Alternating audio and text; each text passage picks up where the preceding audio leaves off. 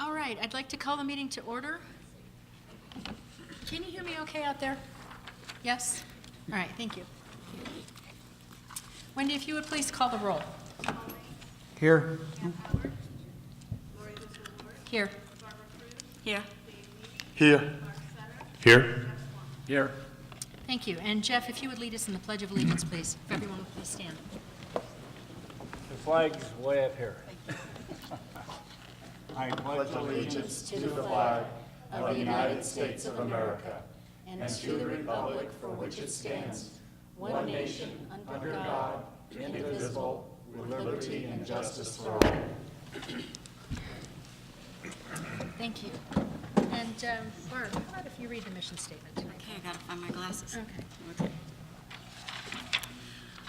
The Thompson School District will be a school district that empowers, challenges, and inspires students, faculty, staff, parents, school leaders, and community members to learn, achieve, and excel. Thank you.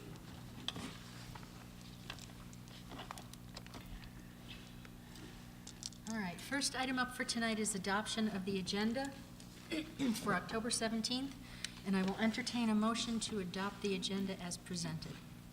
So moved. Second. It's been moved and seconded to adopt the agenda as presented. Are there any changes? Hearing none, Wendy, if you would please call the roll. Paul Banks. Aye. Pam Howard. Lori Visitor Ward. Aye. Barbara Cruz. Aye. Dave Levy. Aye. Mark Setter. Aye. Jeff Swanty. Aye. Thank you. And the agenda is approved. Item 3.1 is approval of the minutes from our last meeting, October 3rd, as presented, and I will entertain a motion to approve those as well. So moved. And a second? Second. Thank you. It's been moved and seconded to approve the minutes from October 3rd. Are there any questions, corrections, changes?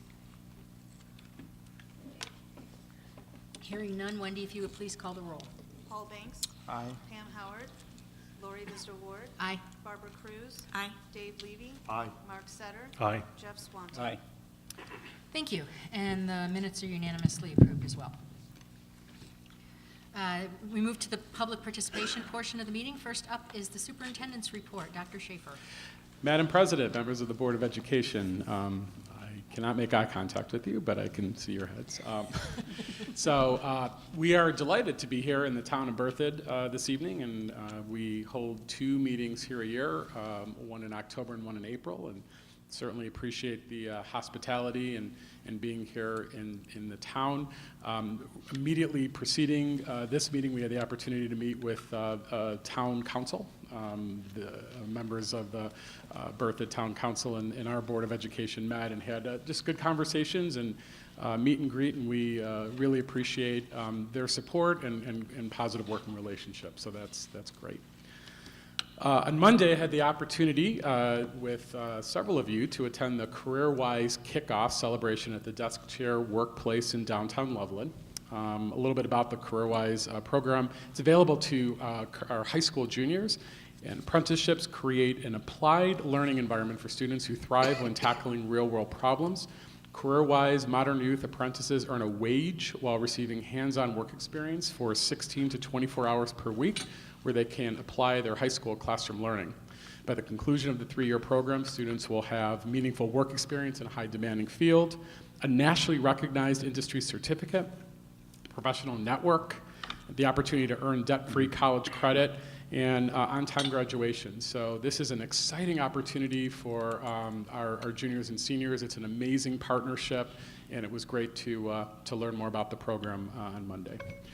As a reminder, I want to remind our viewing public as well as board members that we're working on a strategic plan here in the Thompson School District. October 29th, which is a Monday evening from 6 to 8 p.m., we'll invite members of our community to join us in helping us vision what a portrait of a Thompson School District graduate is. And this is the first part of our strategic plan. It will be year-long work.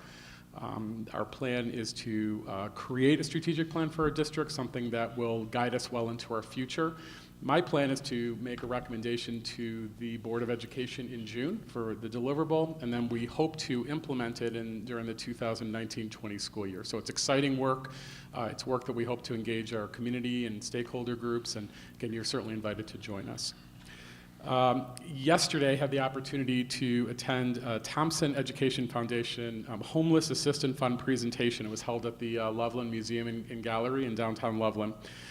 The Rotary of Thompson Valley, as well as the Rotary of Loveland, made a generous donation to support our homeless youth here in the Thompson School District. A little known fact is that we have over 700 of our students who are homeless. And these are students who attend our district, and this number does not show, unfortunately, any signs of slowing down. And so we're certainly very grateful for the help and support of the Rotary clubs, as well as from other generous donors who help support these students and families. And finally, a bit later this evening, there are 2 resolutions that the board will be considering. This week is Classified Staff Appreciation Week, and it's also National Principal Month. And so these are 2 groups of employees here in the Thompson School District that work really, really hard to support our schools, our students, our communities.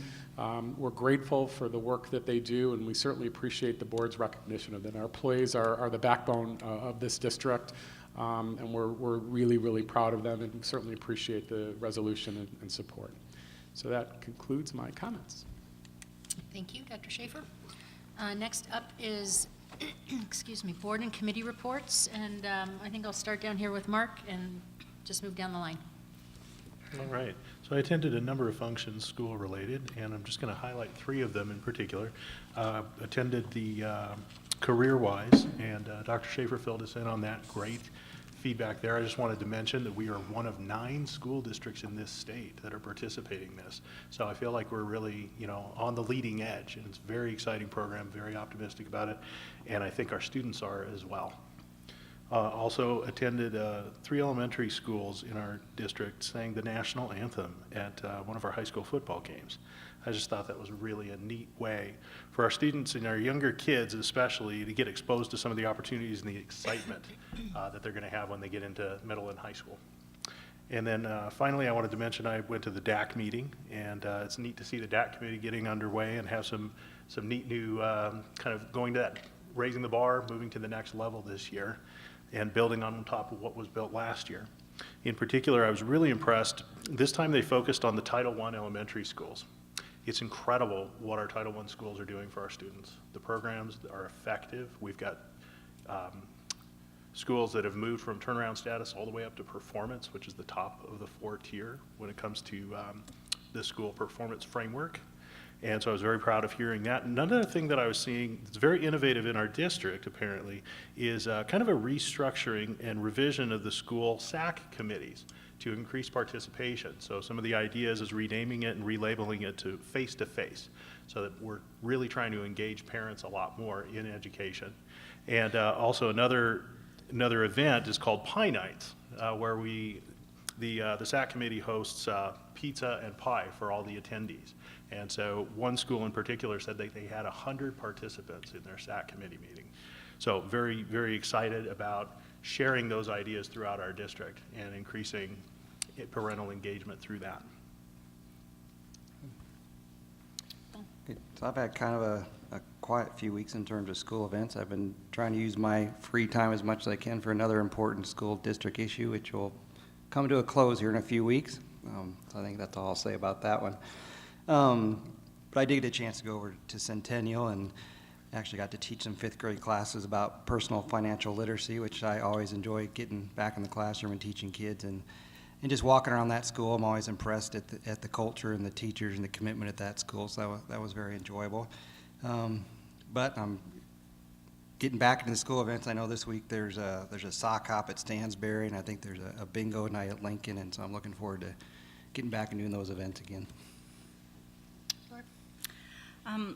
I've been visiting some of the schools, asking really for an authentic day rather than just an instructional walkthrough, but getting a chance to really see what it's like in the schools, kind of following the principal around, spending a little time with them. And then I went to the Career-Wise, was very impressed and very excited. about the possibilities. As a matter of fact, this morning we had Berthoud high school students participating in Kids Pack this morning, and we were sharing and talking with them about what they were doing next year, and I know that career-wise would have been a really nice option, so I'm really excited that we're bringing it into the district. I'm a faithful member of Kids Pack, so I like to go every morning. Every Wednesday morning. It's just a real fun time to hang out with the senior citizens. It's been fun. And then, of course, Family Pie for early literacy, the early childhood group, and they do the pizza and pie almost every month as well. So, and there's a report attached for pie on our board minutes. Thanks. And just for our viewing audience, the reason they've settled on pie for so many of these is it's partners in education, or families partnering in education, or some version of that, and so you get PIE, pie, and it's a memorable little acronym.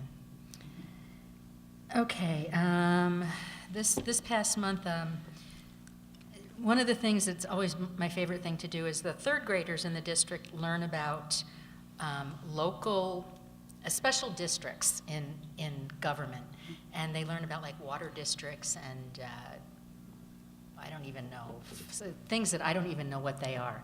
But one of the things they learn about that I do know what it is the school board. And so they will often invite school board members to speak, and so I got a chance to speak to the third graders at Ponderosa. And I'll tell you what, those kids, they have questions for you, and their questions are informed. They know what they're asking about. One of the great questions that the kids asked me was, when you've had to make a difficult decision and you didn't agree with somebody, how did you handle that? And, you know, they kind of put you on the spot, right? And then the best part, though, is the follow-up thank you notes that you get from them. And I think I'm going to frame the one from the little fellow who said, like, I was the best person he ever met. I'm going to put that on my refrigerator. It's great to have grandchildren. So my own children can see that and appreciate that. So that was fun. And then I did attend the CareerWise kickoff with some of the other board members, and they've all spoken about that, and that's just such an exciting opportunity for our students. And I actually it was my month to write the board blog post. There's a TSD board member blog once a month, and we all share that. And I wrote a little bit about CTE, career and technical education, and talked a little bit about CareerWise. Another thing I did is I attended a PTA meeting at Garfield Elementary, which I haven't done for a couple of years because my kids aren't in school there anymore, so that was kind of fun. And parent-teacher conferences at middle school, which is always eye-opening, was my own child's parent-teacher conference, but they do a lot of the student-led conferences, and if you're not familiar with that, it's much more involving than just the 5-minute where they sit down and say, yeah, your kid's doing this or your kid's not doing that, or thank you for coming, and 5 minutes and be gone.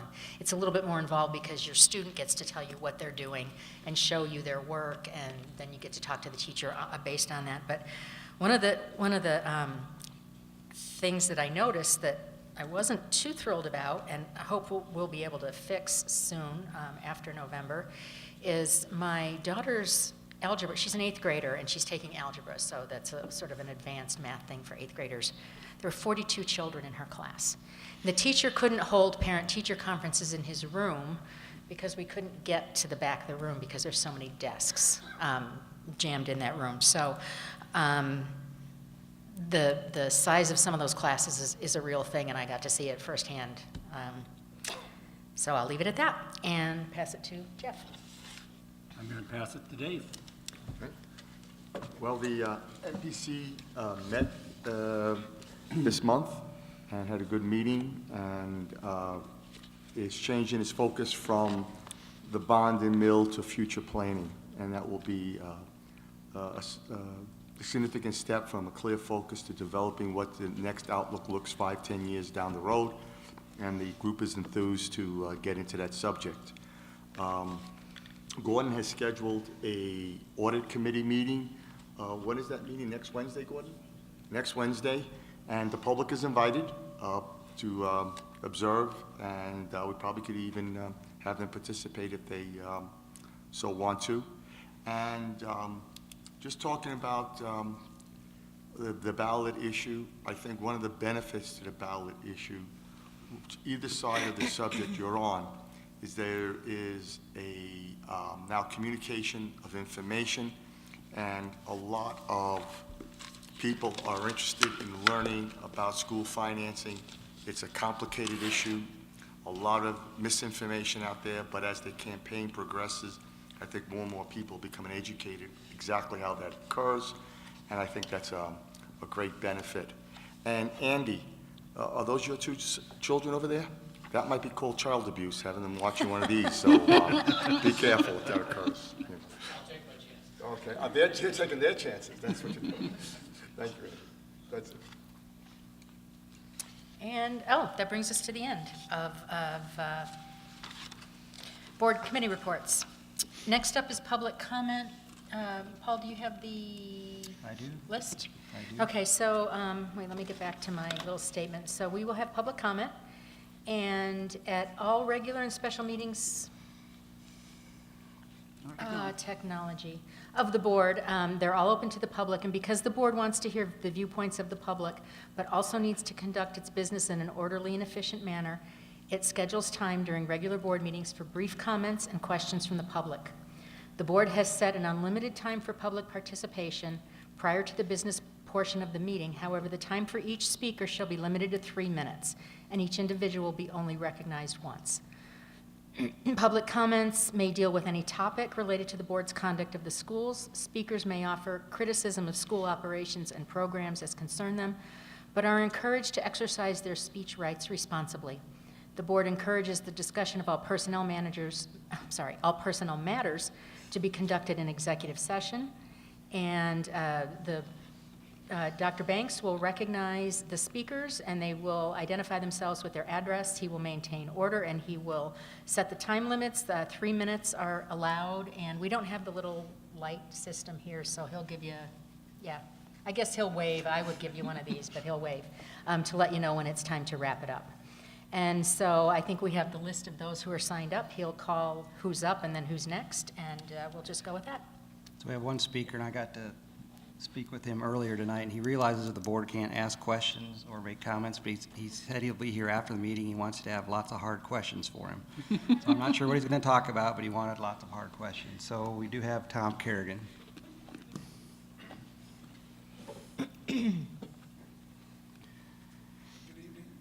I don't think you're on up there, Tom. Hang on. Hang on just a second. We have help.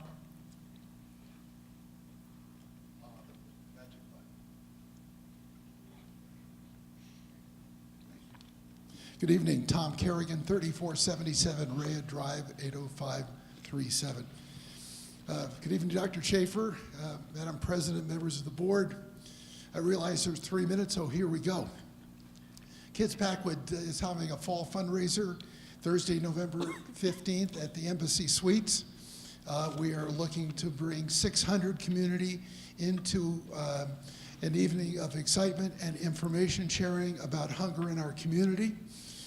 We will have a number of speakers, and we will be making 2 presentations to people here in Colorado who have made a substantial impact on hundreds of thousands of lives here in the last 10 years. So we invite you to join us. It is family-friendly pricing.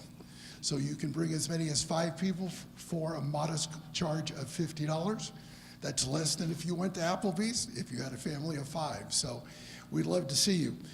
Secondly, I'm very happy to announce that in collaboration with 3 Safeway stores again this year, we will have holiday meals for the Thompson families.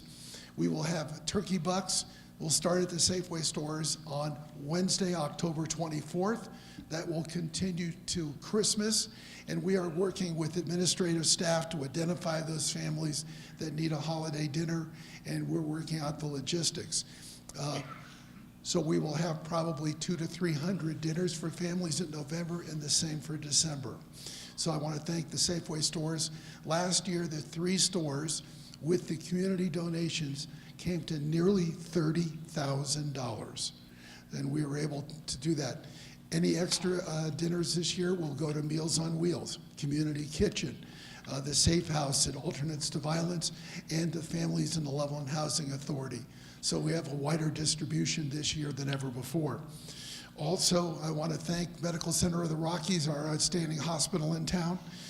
They had a food drive for Kids Pack and for McBackpack. It started the middle of September, it goes to the end of October. We have received already 3,600 items donated and delivered to the food bag for Kids Pack. Did I do 3 minutes? You got 20 seconds to Yeah. go. Yep, you got half a minute to go. Anyway, today, as Lori said, we had 15 from the peer group here at Berthoud High, and they were outstanding. We did 550 bags in 32 minutes today. So, Dr. Schaefer, you'll have to come back because they beat your record. So, yeah. And our relationship with Subaru of Loveland starts on November 15th to January 2nd. Last year, the Share of the Love brought us $42,000. So we're looking to integrate that again. Thank you very much. Thank you, Tom. Is that it then, Paul? That's it. Great. Thank you. That brings public comment to an end. Next on the agenda is item 5, which is the action consent agenda. We will take these two items together. Item 5.1 is approval of personnel, extra duty, and coaching recommendations. And item 5.2 is approval of the resolution, which is the disapproval of administration of medical marijuana on school grounds by district personnel. So unless somebody on the board wants to take those apart and consider those separately, we will consider that as one item. All right. I will entertain a motion to approve the consent items. So moved. Second. So it's been moved and seconded to approve the action consent items. Are there any questions on those at all? If not, I will call for a vote. Wendy, if you'd call the roll, please. Paul Banks, Aye. Pam Howard, Lori Vista Ward, Aye. Barbara Cruz, Aye. Dave Levy, Aye. Mark Setter, Aye. Jeff Swanty. Aye. Thank you, and that passes unanimously. Takes us to the, oh, okay. Sorry, I'm trying to read ahead here and read at the same time. Takes us to action, item 6, action items. Tonight, we don't have audio visual, so everything board is in your little pack, your paper packet. So first up is item 6.1, School Resource Officer, SRO, Intergovernmental Agreement, or IGA, with the City of Loveland. And I believe that's Todd McComb. It is, and good evening, Madam President, Board of Education, Dr. Schaefer. Thanks for this moment tonight to talk about the work we've done in the last couple of months to produce this IGA for the school resource officers. When we started this here a couple of months ago, it was a dynamic that we wanted to make sure we included. And you'll see that's really the first 3 bullet points of that slide. We want to really create a partnership with Loveland Police and Thompson School District. Recreate a partnership, one, to ensure the safety and security of our students in our schools and our staff. That was really the core of our beginning discussions. 2 was to outline proper coverage throughout the schools. And then 3 was to set expectations between each entity so that we both knew what each other needed to help us support each other in those goals. So as you see in the next slide, the current IGA agreement, it was actually drafted in May of 2014. Since then, there's been 3 or 4 changes to it, but the initial base contract was in May of 14. To date, we have about $234,000 budgeted for this agreement.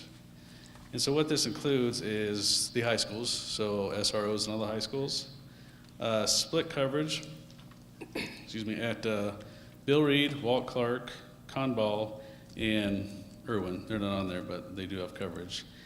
And for a total of 6 SROs.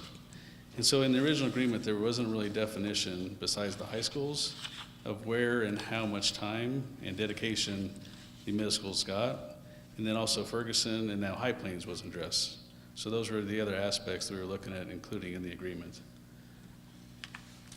So you see in the next slide, the new proposed IGA, it is approximately $396,000, but it includes the following services. So there's still the 3 SROs at the high schools, There's split coverage that's clearly now defined between Conball and Ferguson, split coverage at Bill Reed and Walt Clark, and then what's not on there is there's a dedicated SRO at Irwin. And additional to this, we actually talked with LPD, and they're providing a full-time SRO sergeant for the SROs. What we noticed in the past is the SROs were at the schools, they were doing great, but the oversight for the training and then really to capture all the SROs as one entity was missing. There was a gap between schools, between school administration, and then the true support for the building level administration. So right now that we've actually increased it, and that goes to 7 SROs total, with the sergeant being that additional one.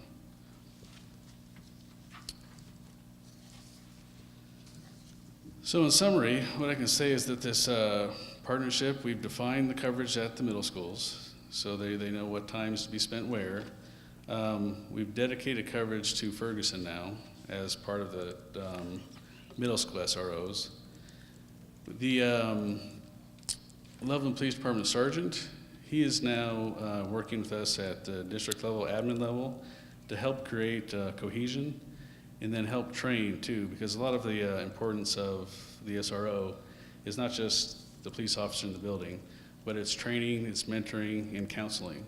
So we're actually working with him to develop those types of systems so we can then further the progression of the SROs. And then really the most important thing, this last bullet here, this new IGA developed a partnership to help mentor and lead our community in safety and mental health progression. That goes back to, there's now weekly meetings that the sergeant's holding, not with just the SROs, but with the counselors, whether it be in the schools or the city councilors. So it's really now a large group that has taken interest in making sure we have that mental and safety in our schools. So with that, I'm sure there's some questions, so I can open it up to you from here. So, Board, just as a matter of housekeeping, we will be voting on this item tonight, so it is an action item. So all your questions, go for it. Paul? Yeah, I just wondered if you could kind of help me with the optics of the cost. And I know that we got some added benefits going, but when I initially looked at it, just seeing that our overall costs are going up over 60% in this new agreement versus we are getting some, it didn't really make sense that much of a cost increase versus the benefits we're getting. So there must be a story behind that somewhere. Yeah, there's a story, but what I'll say is most of the cost is in the SRO. Sergeant, the dedicated sergeant. You take that annual cost is about $112,000 to $124,000 just for that one person. And then initially when the agreement was set up in 2014, Loveland Police didn't have a true ranking of where the SRO sat within their ranks of police officers. So initially when we developed the SRO, it was at a lower level agent or street officer that was coming in and getting trained. Now, because of the development and the progression of SROs and how much training there is, it actually is at the top step of the police level. So it's at a level 7. So that's the other jump in difference, is that increased cost of the true SRO at the location. I got a couple, Dave can go, and then I got a couple more. Okay, Dave, and then I'll go back over here. Obviously, $396,000, the budget does not cover the entire cost. What is the ratio cost us to the police department or city, whatever? Yeah, so it is a 50-50 split. So they are taking that other $397,000 as a cost to them. All right. Second question is, what happens when an SRO is absent? Great question. So that is now well defined in our agreement. Previously, that was some of the rub was when they're absent and when they were not there. So there's now an agreement that they'll give a 3-day notice if they're not going to be there, and this is for a planned absent. They'll give a 3-day notice. The SRO sergeant will then try to cover that time. If he cannot, they will actually shift service to make sure that they rotate, that there's coverage there. Additionally, I'll note that if for any reason they're out for more than 5 days, we actually get that deduction in cost. So we're not going to pay for any more absence if it extends more than 5 days. Okay. And then, does the SROs begin and end with the school year, or is there any continuation during the summer? They do begin and end with some flexibility depending on the different activities, but for the majority, they begin and end. Also note in the agreement, it's pretty clear we're asking SROs to kind of follow the teacher days, to where their vacations are going to be spring break, Christmas, summer. So that's more to find out too, to make sure that coverage is there. But yeah, for the school year. Thank you. And Mark, and then I'll come back to Paul. Right. So this is an IGA between the Thompson School District and the Loveland Police Department, is that correct? Correct. Okay, Yes. I was looking down the list, I was concerned about Irwin. Thank you for clarifying that. Yes. So Irwin does have coverage. Absolutely, they have their own, yes. Okay, and then can you tell me a little more about what kind of discussion we've had around Berthoud High School, Turner Middle, and our 2 charters? Yeah, so Berthoud High School and Turner are covered by Lerma County, and we have a separate agreement with them. And that cost, just for comparison, for the 2 SROs is about $112,000 annually that we're sharing with them. We have recently talked to High Plains, and nothing's been decided, but they have requested some, I'm sorry, not High Plains, the charters, yeah. So we've talked to the charters, and they're just now starting to request that coverage. And that's something that will be additional to this. They're not covered in this now. But yeah, it's additional to this. And I will note, I mentioned High Plains. High Plains does not have a dedicated SRO because of the size of the school. But what is in the agreement is they have access to any one of the SROs if they need, and the sergeant. So they are also covered. Paul? Mark covered my question. Oh. I have a question about the sergeant. So where is the sergeant? The sergeant, I'm assuming, is more of an administrative type role, correct? He is correct. He's He housed. he won't be in a school. No, he's basically out of the Loveland Police Department, yeah. And so that was then my question is, so his office is at LPD, not It at is, yeah. TSD? Okay. Yep. Now, did I hear that he would actually cover in the event of an absence? If He need will, be? yeah, if it gets to the point where they can't, because they've also got to work through their structure and their personnel, but it is in there that, he is part of the coverage. Part of the challenge is that he's now covering all the schools and supporting all the SROs, but that is part of his duties too. If we were in that position, he absolutely is trained in that and would cover that. Jeff? I had the opportunity to volunteer at a couple of high school games, taking tickets recently, and the police were there along with their cars with their graphics on it. And the sergeant was there as well, came by to check on them and see how they were doing. And so they do a lot of stuff outside of just regular, normal school hours too. If the kids are involved with something, the police are there. And I think there's just a great relationship between the police department and the students. Yeah, no, there is. It's huge, and I've been in the same games. It's exciting to see when you pull up, the partnership between the graphics on the cars and then between the officers and the students. So yeah, thank you. Barb and then Paul. I appreciate all the work with this, and it's nice to have it all tightened up so that there's a clear picture of what's happening. So, Good. I'll hear about the relationship piece. I was just curious. So have we had any turnover with our officers, or are the same ones returning that we've had? What's exciting is we have not had turnover, and they're very excited to be there.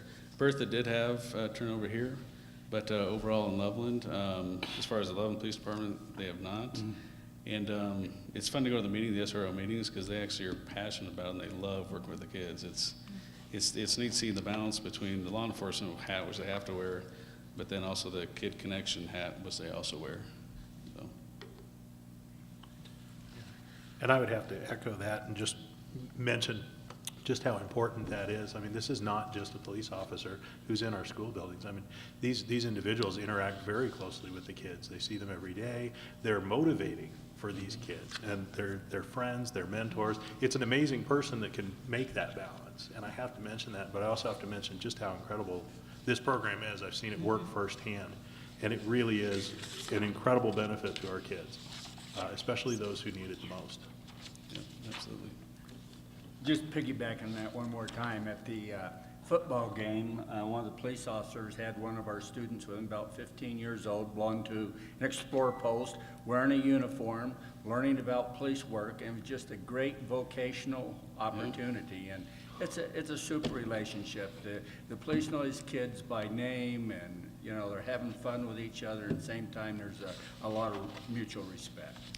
There is, and it's exciting when you go to the meetings and they express they've changed the trajectory of one student today, and they're helping that, and that is really what's grounding in the end, and they recognize that. So that's why this partnership is so exciting, and getting to this point in the IGA is exciting as well. If there's no further questions, I will I will entertain a motion to approve the intergovernmental agreement for school resource officers with the City of Loveland. So made. Second. It's been moved and seconded to approve the intergovernmental agreement, the Security Resource Officer intergovernmental agreement with the City of Loveland. Is there any further discussion? Wendy, if you would call the roll, please. Paul Banks. Aye. Pam Howard. Lori Vista Ward. Aye. Barbara Cruz. Aye. Dave Levy. Aye. Mark Setter. Aye. Jeff Swanty. Aye. Thank you, and that passes unanimously as well. And we've got a couple of proclamations. The first one up is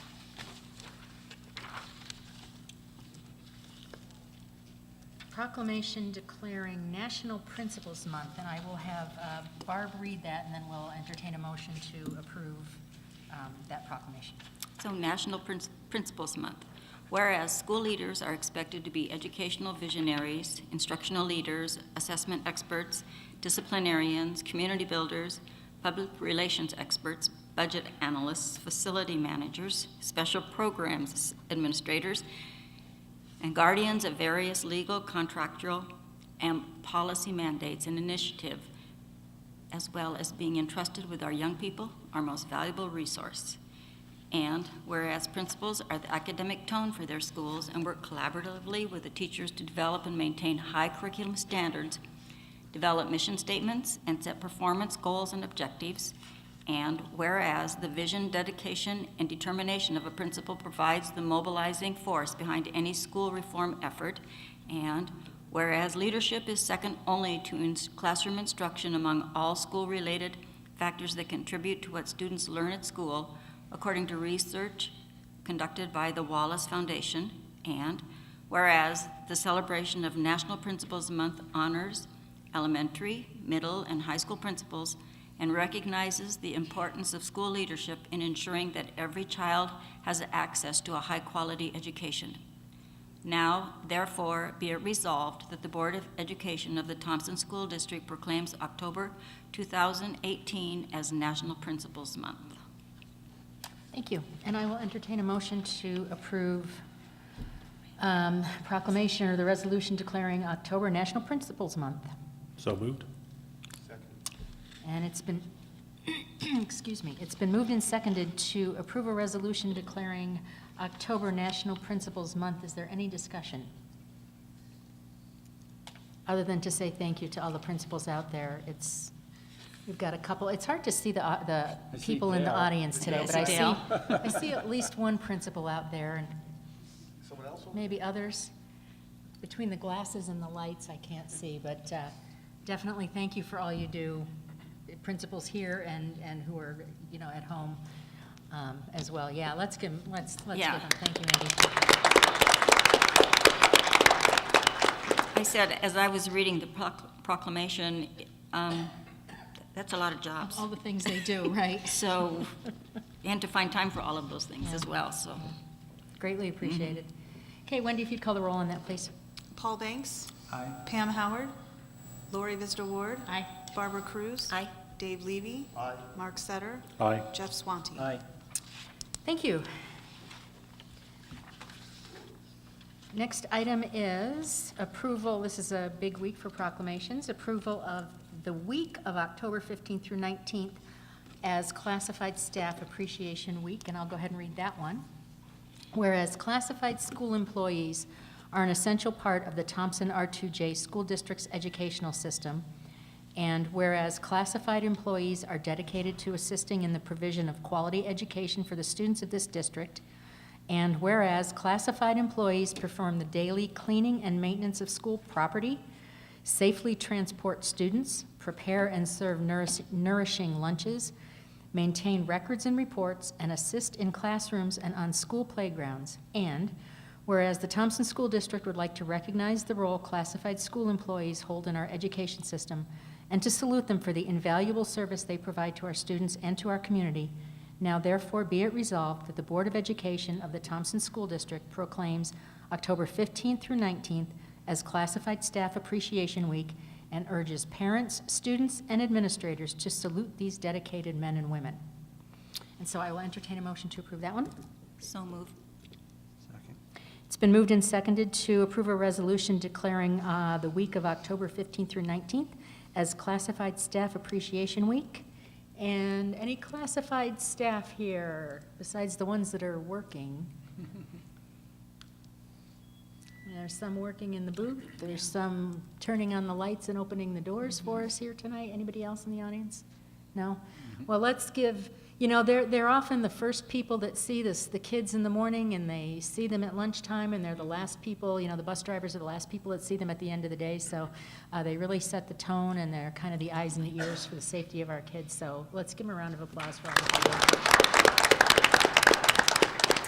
Thank you, and I will, I have a motion, yes. Wendy, call the roll, please. Paul Banks. Aye. Pam Howard. Lori Vistor Ward. Aye. Barbara Cruz. Aye. Dave Levy. Aye. Mark Setter. Aye. Jeff Swanty. Aye. Thank you, and that passes unanimously. So if you see any classified employees, kiddos, if you see your, oh, they have their headphones on.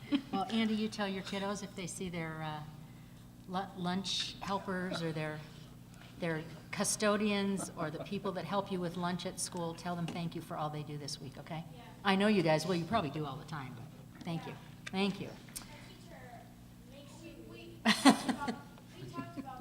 Did you? Awesome. Good.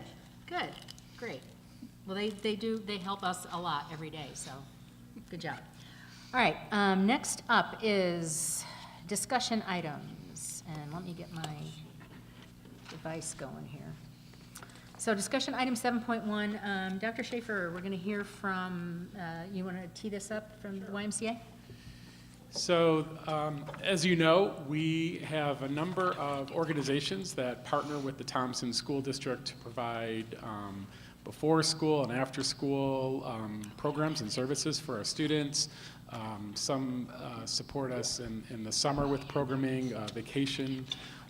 So we enjoy those partnerships, and these organizations are terrific. But there continues to be a need. We have a lot of students who certainly would benefit from organized activity, supervised activity before and after school and vacation days, summer, et cetera. So we have tonight Mr. Chris Coker, who is with the YMCA of Northern Colorado. And the YMCA and Thompson School District are right now just informally exploring, just having some conversations about what maybe a potential future partnership could look like. And Chris is here to talk a little bit about some of the programs that the YMCA offers in some of those communities, and then certainly will be available to answer any questions that you have. Thank you. Chris? Thank you for inviting me. I have a packet here for everybody that we can go through.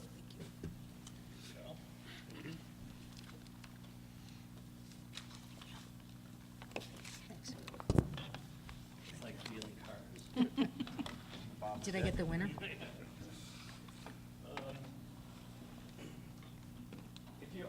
Well, let me introduce myself. My name is Chris Coker. I'm the president and CEO of the YMCAs of Northern Colorado, and I have all of the YMCAs north of Denver.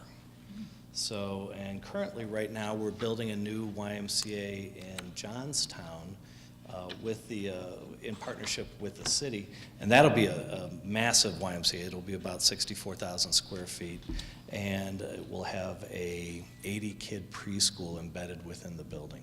So it should be a really wonderful YMCA, and we break ground on that, I believe, November 10th is when the groundbreaking is scheduled for.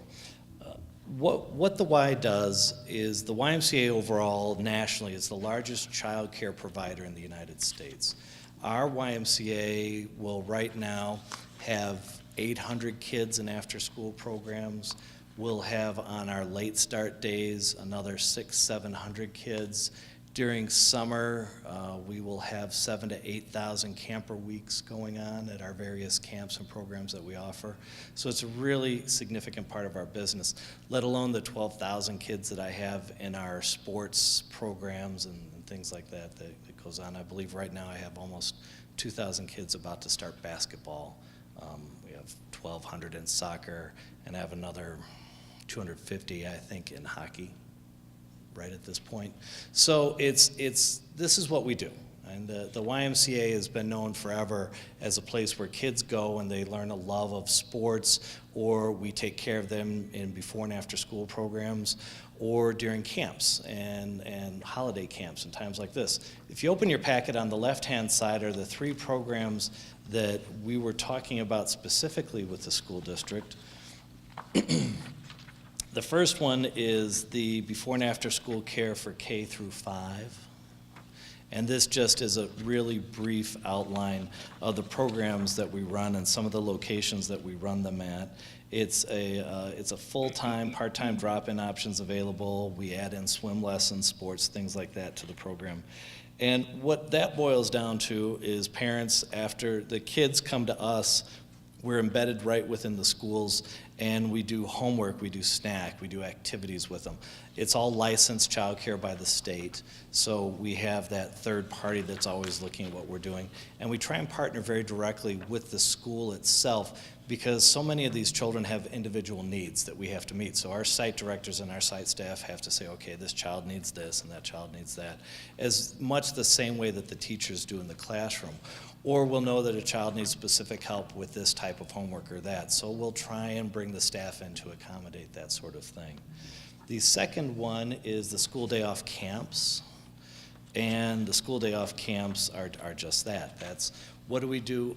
A lot of programs school will end, and then a week or so later those programs will start, day camp programs. And they'll be from 10 a.m. to 3 p.m. or something like that. All of our programs are designed specifically for the working parent. They start the day that school ends, we start the next day. When our programs, you can drop off as early, I believe, as 7 a.m., and we pick up at 6 p.m. So it's designed to accommodate the families specifically. We also, about a third of our participants are on fee assistance of some sort, so 3 out of every 10 kids. And our same goes with all of our programs. We try never to turn anyone away because of an inability to pay. It goes along with we have scholarships and subsidies available. And then the other part that we have is our middle and high school programs. That's the third one. We don't especially do the clubs. We don't do the photography. We don't do the things like that. But we do a lot of leadership and counselor in training, leader in training, leadership development programs, junior jobs, the internships, the things like that that prepare kids for work or for what's that next phase in life. How is it to be a leader? Right now, I specifically personally run a program that we call our Lead Boulder program. It's a high school-based program with Boulder Valley School District, where we have it's a 2-year leadership training program, and we take approximately 3 kids from each high school and give them literally a master's class in leadership and development that they take going before they even hit the university level. And I run that with the school system, with Rotary, and with the University of Colorado in the President's Leadership class. So those are the types of programs that we do with the high school and middle school kids. And the right side of your packet is our summer guide that just passed. So I didn't have any brochures, so we printed it out for you. But this one is what we offered last summer. And then the big one is our fall program guide.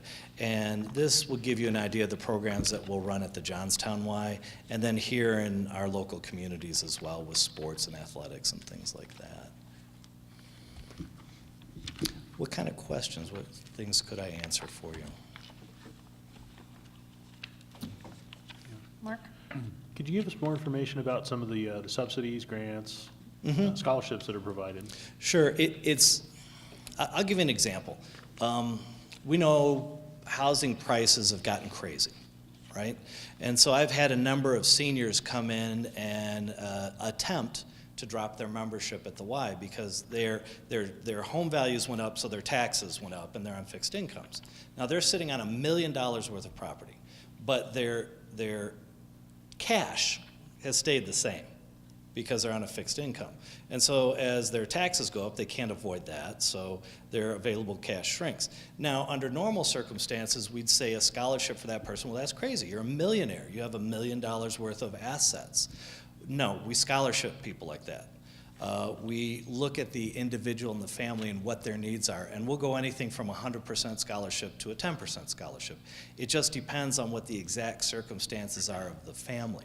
So if you were to say to me, hey, Chris, what's your scale?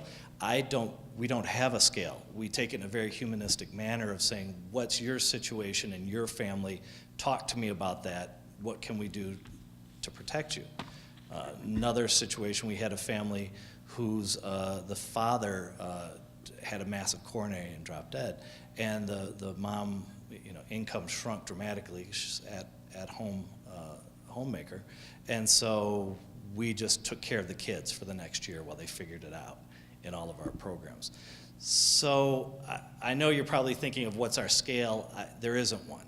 We take each situation individually, and I have a whole staff team that talks to the families about that. And then, do you have like a minimum size for a community? So for example, if we move forward this as a school district, could we have programs in both Loveland and Berthoud? Yeah, it's the schools always generate enough interest. Just if you have enough kids to have a school, you have enough for for the Y. Some of our sites have 100 kids in them, and some of our sites have 20, 25 kids at them. So we really don't have it's based on interest. And we have to have enough that it's sustainable. But that really depends on the school itself. And what you'd be surprised about is it's the average income schools where we have the highest participation. The schools where you have extreme affluence, the kids have nannies and babysitters and at-home parents and things. So actually the Y doesn't do great in areas like that, which you think is counterintuitive. But no, it's usually the moderate income areas where we do the best. And then in regards to like particularly custodian of the children till the end of the work day, right? Mm-hmm. Do you work with any of the school transportation departments, or is it up to the parents to arrange transportation? At the end of the day, right. Almost always 100% of the time it's the parents picking them up on the way home from work. We don't have any transportation arrangements with the school districts because usually that's cost prohibitive for the school district to provide something like that. Sometimes the school districts will cluster, and so they'll take the kids from one school and bring them to another for after-school programming. But that would be the extent of the transportation, and that flows within the natural progress of the day. So it's not a big hit to the school by any far stretch. It's just, okay, this is our stop, and 10 kids get off here, as opposed to dropping them, seeding them throughout the neighborhoods. Thank you. No, thank you. Questions?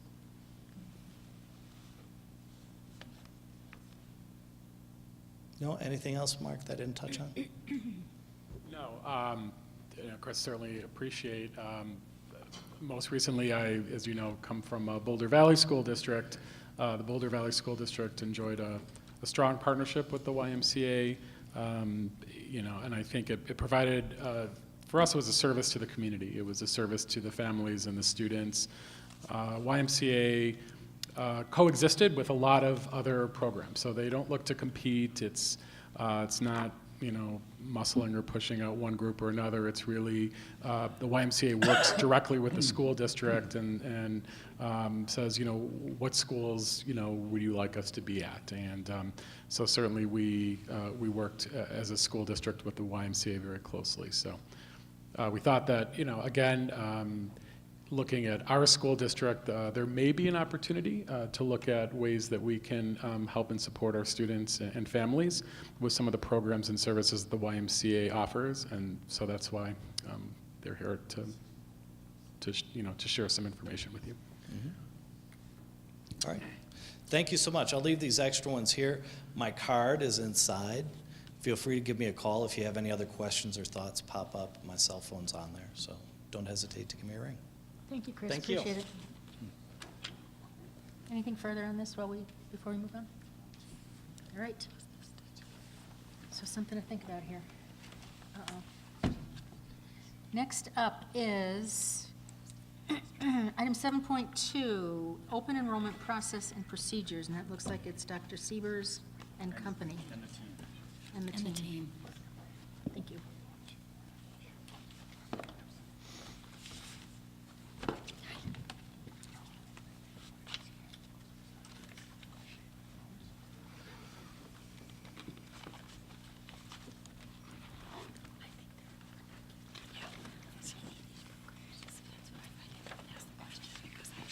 Madam President, School Board, Dr. Schaefer, Bill Siebers, Chief Human Resources Officer for this amazing district.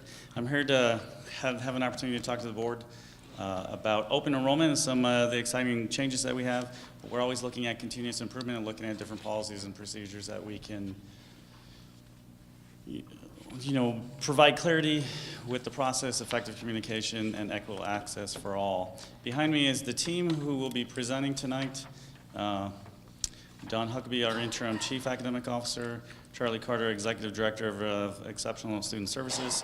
We consider Charlie the guru of this open enrollment, so she'll be fielding all the questions tonight. That's what happens when you pull the short straw out, so thank you, Charlie, for that. Mike Hosman will talk about the communication plan and how we're going to communicate this out to our families and members of the community.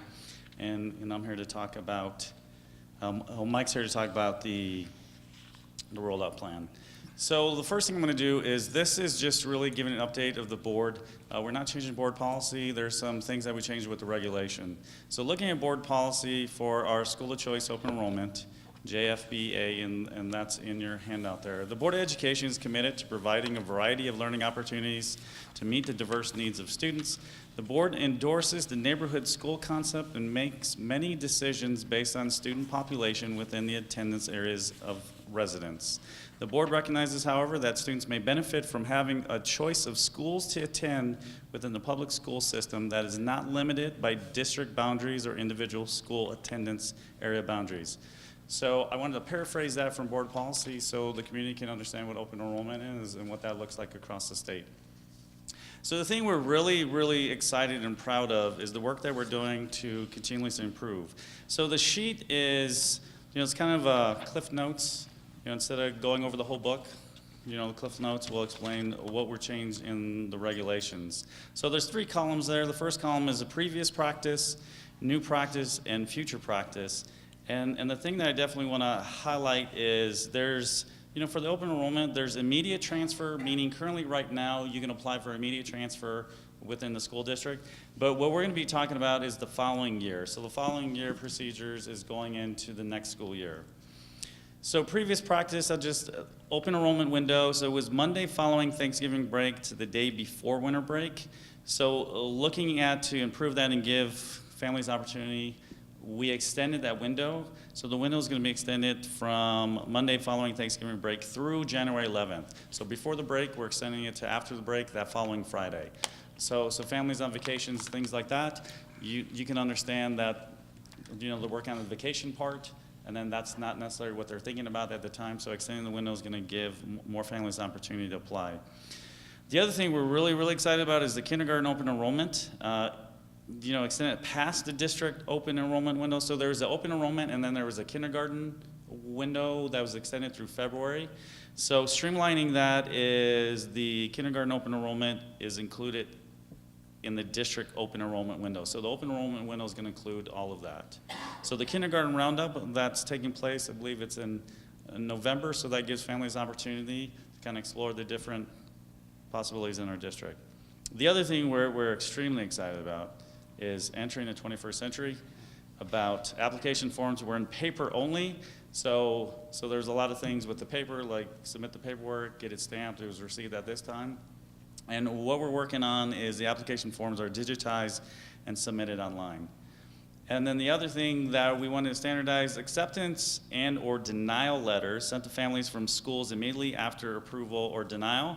The big part of this is the schools had somewhat of the control in how they distribute information out, and at times it wasn't standardized because schools would wait at a certain time, and there's guidelines, and we just, it's more about compliance and making sure that we're under compliance and all the information goes out at the same time for all the families. So acceptance and/or denial letters, standardize the timeline that all acceptance or denial letters will be sent to families by the district office. So we're still working with the schools.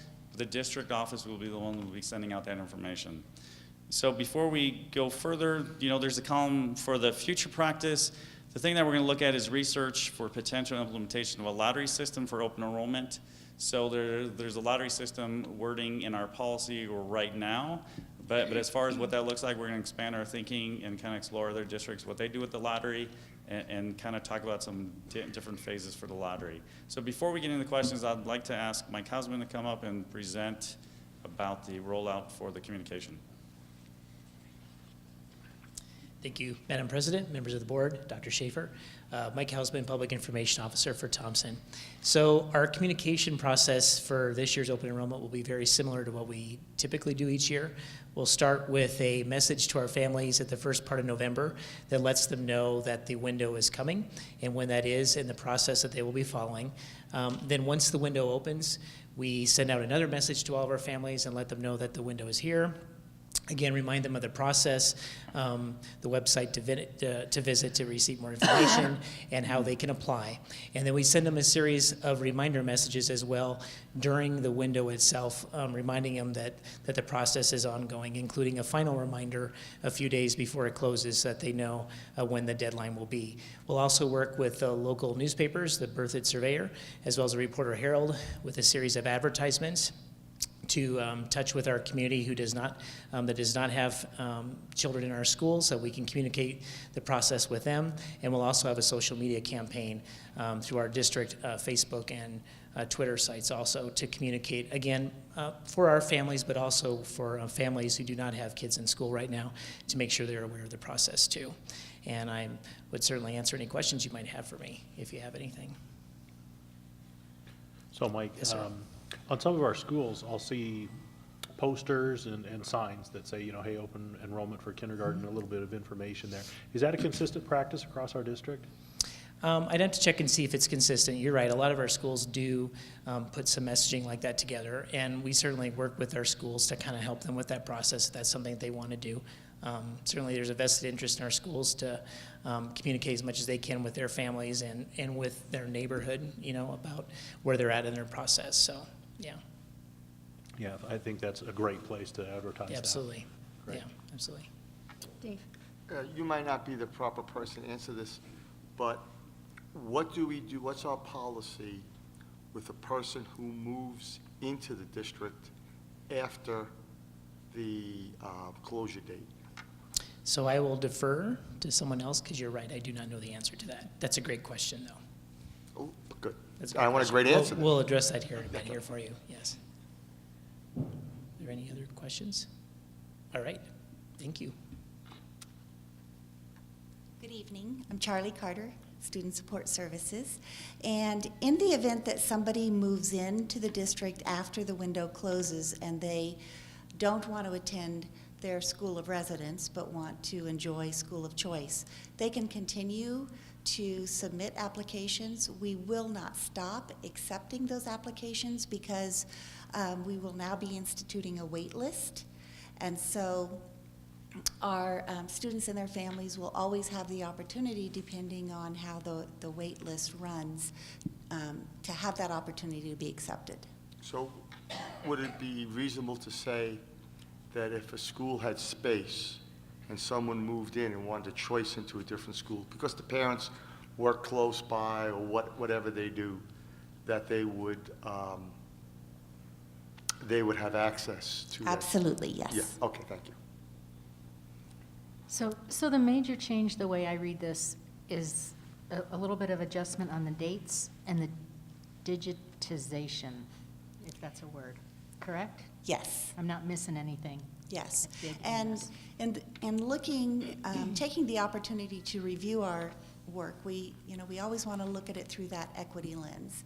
And so our desire is to create a streamlined process so that our students and families have equitable access to school of choice. And so you might, and maybe this is what Dawn was going to, somebody looked like they were going to say something, but since it's all digital now and you can't pick up paper, what happens to families that aren't online or don't So do we'll the be internet or whatever? creating opportunities to support them. So for example, for the kindergarten roundup, we will have people there with iPads who will be able to assist parents. The schools will also be able to assist them with technology. So for clarification, when we talk about digitizing the forms, does that mean that the form has become an online form, or that we're taking a paper form and scanning it? So it is an online form. Okay. Paul, did you And have- that would I'm also sorry. be available at the public library, at our public libraries? Sure, they could get it. That we haven't discussed, but Yeah. could be, yes. Paul? I just want to be clear, so the acceptance and denial letters are coming from the district level. Are the building principals still making those final decisions and communicating that to the district office, or is there somehow a shift in who's making that decision? No, the principals will be making the final decisions after they do their research into the eligibility piece. For students who have an IEP, there is a collaborative process established where my department will be working with the principals to ensure that the students' needs will be able to be met at their school of choice.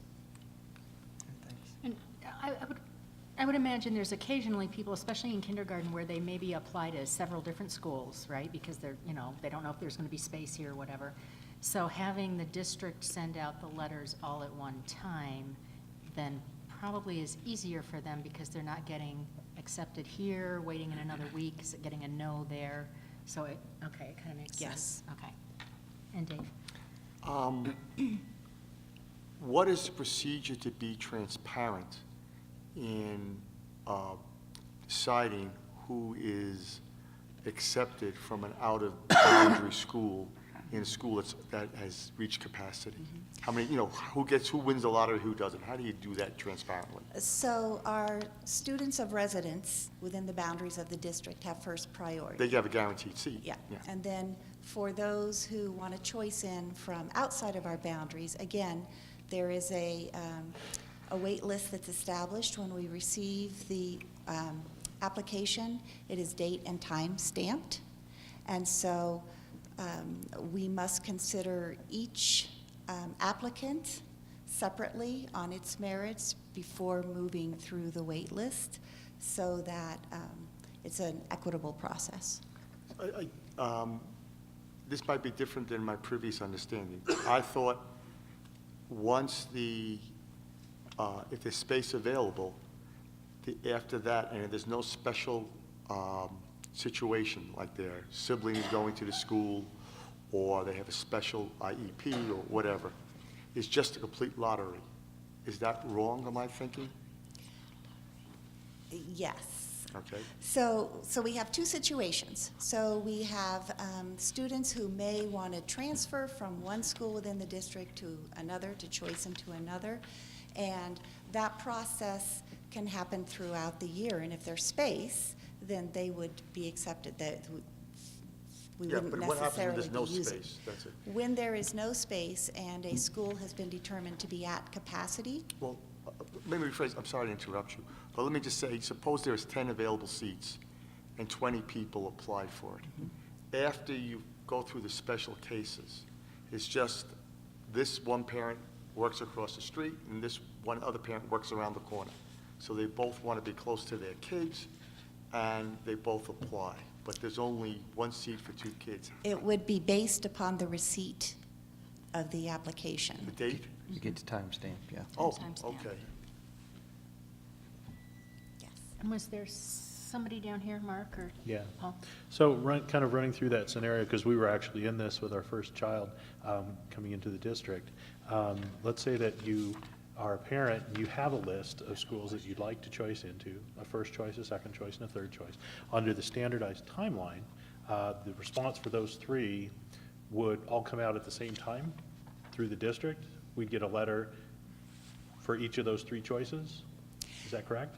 Yes, so if you, say you were to apply for 3 different schools and they had space, then you would be accepted, and then you would have to make a choice as a parent as to what your first choice was.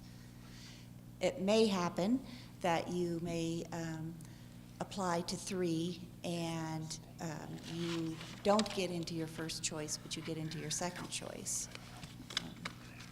And so then what happens, like, if the acceptance letter is sent out for all 3 of those choices, what happens to the 2 seats that aren't chosen by that parent?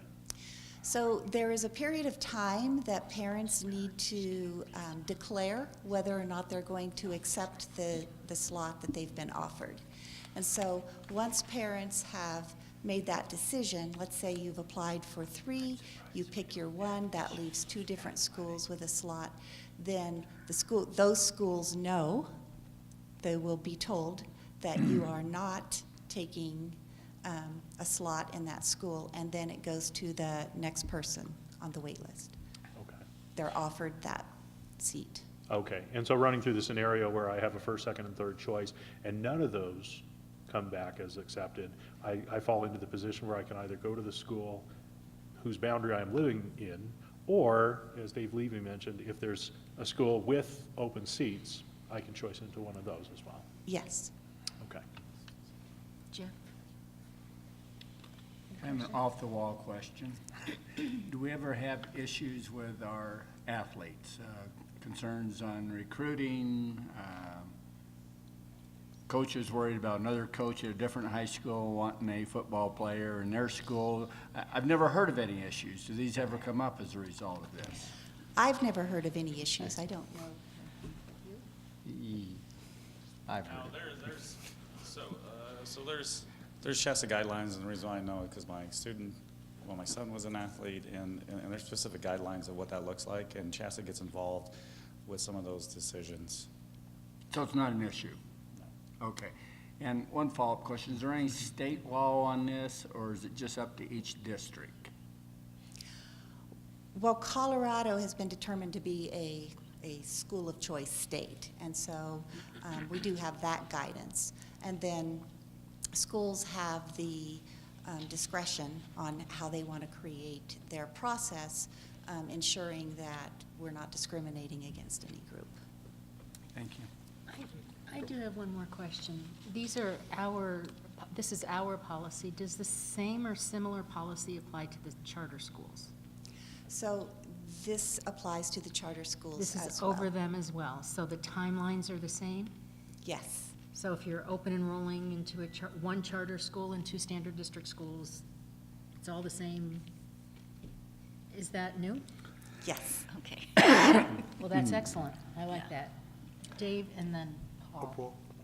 Just my reaction to this is, I would think it would be a better policy, this is up for the board, that we would replace the date and time as the method of selecting till we have an open window, with a month or whatever it is. You have to fill your application in within that month, but then there'll be a lottery on who's selected. I don't like the idea of somebody has to have pressure to be there, the first one, stand on line for concert tickets. This isn't a concert, and we should not make that pressure on parents, in my mind. That's my thought. Mark? So I'm in agreement. I do strongly feel that moving to a lottery system would be more equitable. This is certainly an upgrade from our paper system, so it's an improvement, but I see it as an intermediate step. We also have some options when you look at a lottery system. One option is to run 2 lotteries. The first lottery is run for in-district only students, and then once you satiate and meet all of those needs, then you run a second lottery for out-of-district students. And so we currently don't have policy around that, and so staff will be working on a proposal for the Board of Education. We won't have it in time for this year, just given the time, but we have opportunities around open enrollment, and again, this is a a good intermediate step to address it. Again, the digitizing, the time and date stamp when you do that electronically is far better than a paper copy where, you know, where it's coming from and where it's submitted and what have you. So, yes, I agree. Paul? I think it's in the policy somewhere, but I couldn't read it, but so maybe you could tell me what the policy is or what our practice is. That so we open enroll, maybe have some in our district, some out of district, we fill what we think we need to, but then 30 more kids show up at the school than we thought. Does the policy address actually sending people back out of district or to another school, like come August, or how do we handle that if? So I believe that is addressed in I thought it was, but I policy couldn't- GFBB, and how we manage that. Is it in the regulation or the policy? I believe it's in the policy. And the policy did not change.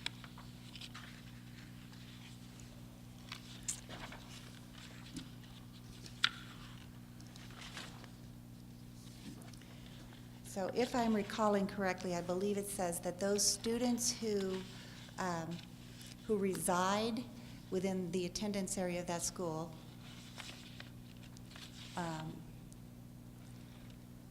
have priority over other students. And I believe that there was a reference to adjusting our open enrollment slots or seats, depending on the circumstances that transpire. Oh, let's see. It's the second paragraph on page 2.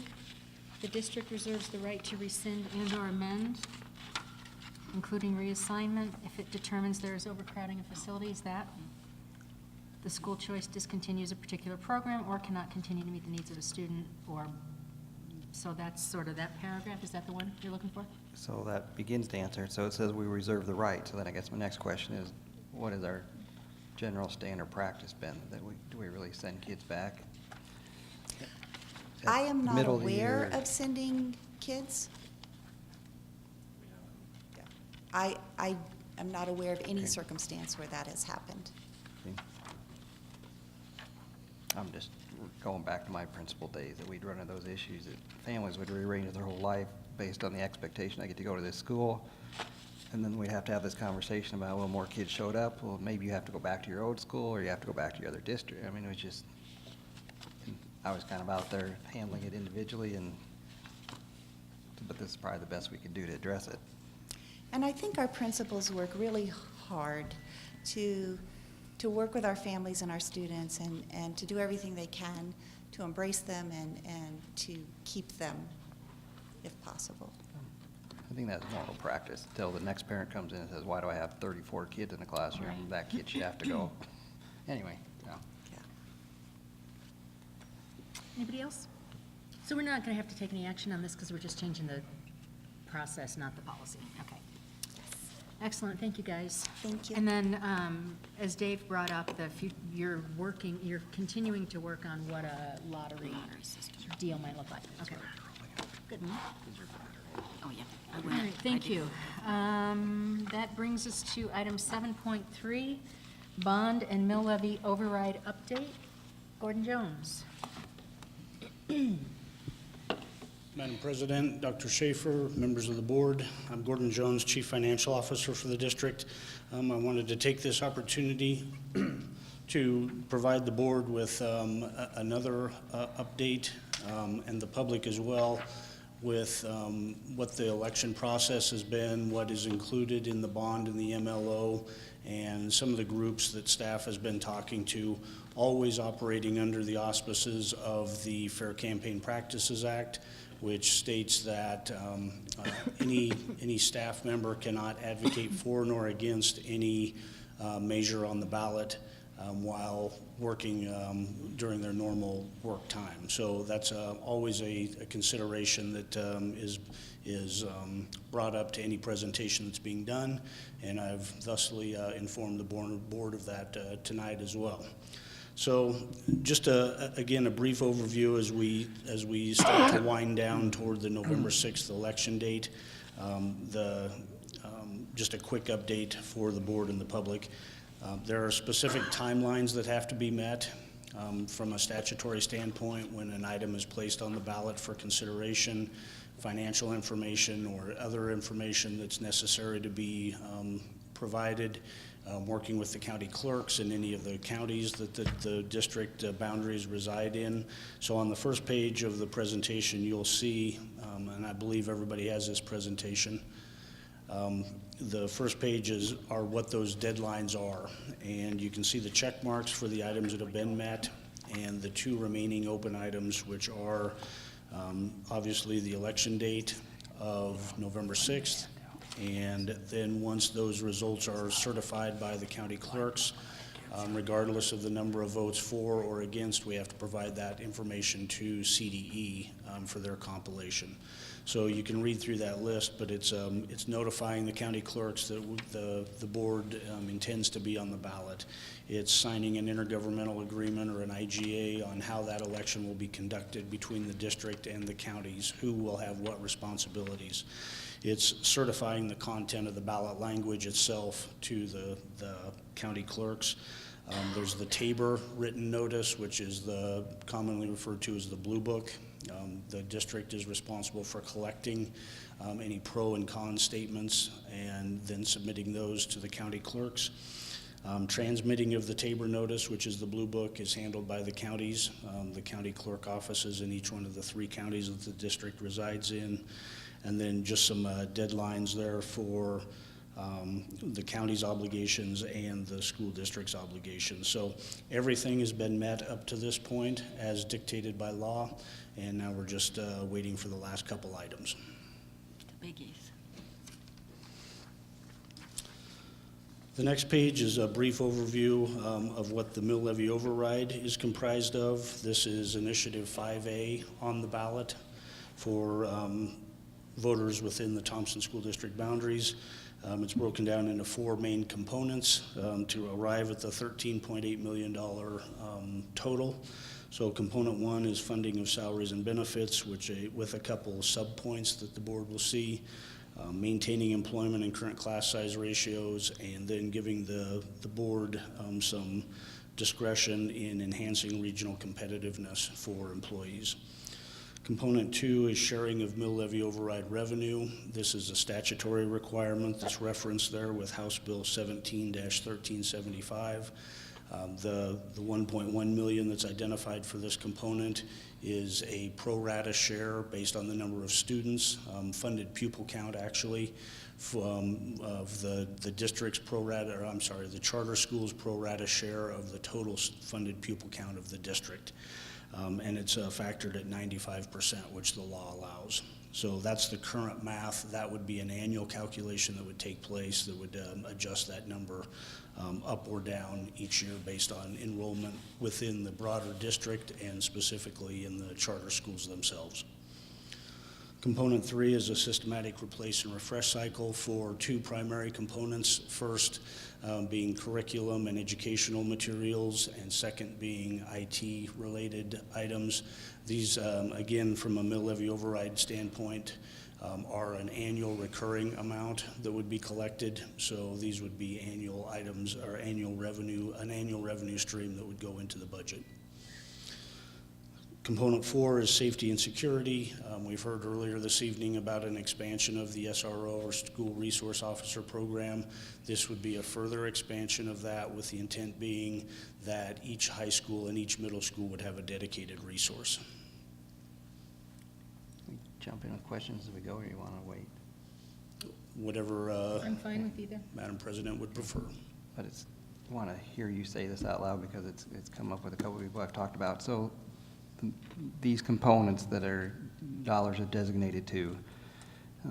So as the mill levy rolls over year, we are, I don't want to answer the question for you, but we're still committed to using this money for these 4 components that can't change. That is correct. And then the second question being, so within these 4 components, can we shift the amount of dollars to each component differently, or is the percentage that we're allocating each one of these components basically set? No, the figures that you see in front of you are the projections for the first year at $13.8 million. The makeup within these components, there can be shifting priorities as long as they fall under the broader heading of each one of those main components. So, for instance, dollars could not be taken in the future necessarily, and if the board were to choose and say that we want to purchase more buses, as an example. That typically wouldn't take place out of an MLO, but it could. That would not be allowable under the bullet points that are called for in the ballot language. That would be, in my mind, violating the will of the voter. And a further safeguard is not not administration or staff making those decisions. There will be an oversight committee, as called for in the ballot language, that on an annual basis would meet several times to evaluate the types of expenditures, look at the priorities of the district. As long as they fell within these categories, could make recommendations to the board on where they think the priorities should be each year, again, provided they're under these main components. Thank you. I just want to expand on Paul's question just for clarity. So you said these are year one dollars. In year two, so as you look at the dollar amounts, could the dollar amounts, like the proportion or the percentage, be shifted, or is this what they're locked into? So if the board had decided to shift more dollars, let's say, to a different category within these four, can they, or are they locked into these? I believe the board has the ability, from a budgetary standpoint, of shifting those dollars from one component to another that is listed in the ballot question. So yes, those dollars could be shifted amongst those areas, provided they are, again, in one of these four areas. Well, for instance, the one that I see right away that could jump out is the sharing of the MLO revenue with the charter schools. There could be percentage numbers that could change and move around that, you know, it's in there and it's set in by law how we do it, but. And statutorily, that has to change, so that Right. number could go up or Right. down, which would then obviously necessitate changes in the other components. So the constraining factor is the ballot language. The ballot language, the will of the voters, saying these are there's bullet points listed in the ballot language, and those would be the items that the voters would be agreeing to, yes. And with the oversight committee, you know, doing some level of interpretation, right, to hold us accountable. That's And correct. That's their job. That'll be their job. And the dollars themselves could shift. The 13.8 million is the target for the first year. Year zero is how it's commonly referred to. So the 13.8 million would and we'll see on a future slide what the cost for an average $350,000 home would be. But 13.8 million is the revenue that would be anticipated to be collected in the first year. In years after that, it is a fixed mill at 7.6 mills. So as assessed valuation increases, the revenue would also incrementally increase, which provides a built-in inflationary buffer. Conversely, if assessed valuations decrease, revenue collected would decrease as well. I saw fingers down here. Mark or Paul? I guess it was Paul. I just had a question on component 4. So are these dollars that if when the MLO passes, that's actually covering the IGA agreement we just did with the resource officers, or is this an intention that we're going to keep that in place and actually expand it much larger? I would say, I don't know if I would use the words much larger, but it would cover both of those. It could potentially cover both of those. Although the IGA that the board adopted this evening will be built into the budget in future years. Obviously, it'll be incurred in the 2018-19 year that we're in right now. So I would consider that more of an ongoing cost. So this would be really an expansion of that program beyond the 7 SRO officers that Mr. Piccone referenced in his presentation earlier. This would be an expansion of, rather than middle schools sharing a resource between 2 schools, each middle school would have a dedicated officer. Thanks. Dave? I'd like to make an editorial comment where you said, what is our commitment to the public? I think it's very important to understand there are several levels of oversight.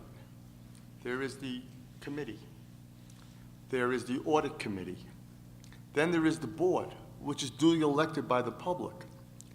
If the board were to take an action that were to say, we want to rearrange this money, and the public did not agree with it, half the board gets elected every 2 years. So I feel the public should be totally confident its will be done. The great strength of having a publicly elected board is we only go every 2 years, and if the public doesn't like what we're thinking is in their best interest, they have the vote to change that immediately. So I feel the public should feel extremely confident that their will be done. This is why we have elections. Couldn't agree more. Yeah. Okay. Moving on to Move the on to the next. bond. Yep, moving on to the next page is the proposed components of the bond initiative, which will be Initiative 5B on the ballots. This is a $149 million incurrence of debt, sale of bonds by the district to investors, made up of three primary components. The first being maintenance backlog items that have been identified by Master Planning Committee in conjunction with staff in identifying the needs from a maintenance standpoint for the buildings in the district, the existing buildings in the district. Security upgrades. This would be more from a physical structure. It would be enhancement of the surveillance systems, cameras, and the DVRs that are required to store that video footage for a certain amount of time. It would also be an enhancement, if not a replacement, of the key card access system, so a single point of access with all staff then being allowed access to the buildings through the key card system. Right now, the district has a fairly antiquated system that requires a lot of manpower to maintain, so that would be one of the intents there. IT upgrades, again, we saw that on a recurring refresh cycle in the MLO proposal. This would be more one-time fixes, so it could be items like phone systems, aging phone systems in the buildings that are beginning to fail that could be replaced. It could be in the auditoriums, not this one so much that we're in right now because it is a little bit newer than the others, but the sound and lighting systems in the other auditoriums across the district are in need of repair as well. There's also a charter school component here. In this component one, unlike the MLO, this is not statutorily required. Staff went out to the charter schools in the beginning of the summer, May and June timeframe, suggested that the board may be considering a bond initiative, asked if they had any capital items they would like to have considered in that. Those lists were submitted by each of the charter schools, so there are dollars allocated to both charter schools for items that they had submitted as requests as well. Component 2 is construction of a K-8 school in the eastern part of the district, fairly self-explanatory. Component 3 would be classroom additions of 4 classrooms each for Ivy Stockwell and Berthoud Elementary here in the Berthoud community to address growth needs and capacity needs that are in those buildings right now. So those items combined is $149 million of the ask. Questions, board? On the bond? Gordon, do we have a documented detail? I know we've got a breakdown of all of our schools as far as what the maintenance backlog will cover. Do we have an itemized list of what the charter schools would get from the bond? We do, yes. Okay. Is that on the website? Is that available? Or? I don't know that it's on the website, but that's certainly the information that was gathered in the conversations with the charters. That's how this figure was arrived at. Much like the IT upgrades as well, this is not just a guess at a number. There are specific items that are detailed in arriving at this number, at each one of these numbers that is in the bond initiative. Any other questions? This is probably our, well, it is, not probably, it is our final chance to ask questions before the election happens or is over, because our next meeting will be after Election Day or right before? The day right after. It's the day right after Election Day. Yeah, that's right, because we meet on Wednesdays. We'll have either So now's your chance. champagne if we passes, or whiskey if it doesn't. So here's your chance, this is your chance to ask any other questions that you might have. So I have one about the charter school component. It's under component 1, which would be the maintenance and security. Are there issues primarily IT? What are some of theirs? There's several items, as I try to recall from memory. There were some locker room enhancements, I believe, that they had. Addition of a scoreboard in their gymnasium. I believe one was all turf field for soccer and other school activities. Those associated. There were IT needs that were mentioned, security and safety upgrades to their systems. I would say comparable to what ours, what the requests for the traditional schools are as well, yes. Well, their buildings are fairly new, so Yeah, that's why I they're was not having curious. 40-year-old roofs and boilers and all that kind of stuff. but- Correct, there were some for window replacements or window repairs and those types of things as well. Okay, thank you. Just an observation that the 1.2 million and 94.9 million, say it's 1.3%. Their population is about 8%, I think, of our total population, maybe 11%. I think it's between 8 and 10%, yes. So there it is. So they have new schools, so they need less money. It is far less than their percentage of the population. So I think it's a fair and equitable number. I just wanted to know. Yeah, what it I just was. wanted to make that point. Yeah, so I guess It's on that- reasonable. I guess in that line, I'm just curious too, so they get the 1.2 million, and I know we're gonna have people overseeing it, and we're gonna be paying them. Is that something just the district absorbs on their behalf, or does some of that 1.2 million actually come back to cover? I'm sorry with the question. Oh, like If the No, no, bond people that So we we're gonna hire? have, we're gonna have bond people overseeing this, several The people. staffing that we. I see. So there are costs associated with that, so do we recoup those costs out of that, or is that just something we say, you know what, we take care of that, you'll still get your 1.2 million? All costs of issuance are included in that 149 million, if I'm following your question correctly. So underwriter fee, bond counsel, all those dollars are allowed for in the 149 million as well. So be And prorated. do So I they get- share that proratedly, So I guess I the think is what he's. rephrase it is part of that, is part of their 1.2 million dedicated to paying for the administrative and oversight of the bond? I would say no. I would say yes. I would say if there is an expense to administer this bond, it's distributed on a prorated basis to each of these items. That's the assumption. If the sale of the bonds resulted in less than par amount, so par amount being 149 million, yes, I would agree that there would be a pro rata reduction of all of the categories. Oh, that's not, I mean, the administration of the bond costs the district money. That cost should be prorated within each of these line items.